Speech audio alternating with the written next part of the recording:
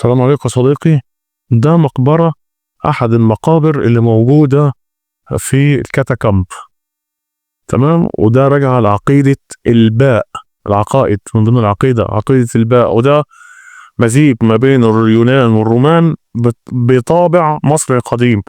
وده أحد العقائد من عقائد المصري القديم واللي أخذته بعد كده الرومان واليونان، هو المقبرة اللي حضرتك شايفها ديت، أو على العقيدة اللي حضرتك شايفها ده. طبعا ده ابن أوى، واللي هو أنوبيس، واللي خلته الرومان غيرت في شكله شوية قدامك اهوت، واللي هو حامل المقابر والموتى في مصر القديم. وده طائر الباء، واللي هو بيصور على شكل طائر الباء اهوت، طائر وشكل المتوسط يبقى على شكل.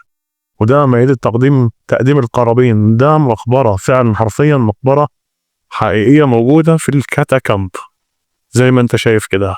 وده التابوت اهو، ده تابوت دفن، ده اتجاه اهو، وده اتجاه اخر في العقائد اهو. هحط لك الاتجاهات ان شاء الله. وده دفن تاني اهو هنا، وده دفن تاني هنا، وهحط لك كل اتجاه حاجه بعدها. انا احمد سفاري، ودي صفحه زي اللي شرطنا بتقول.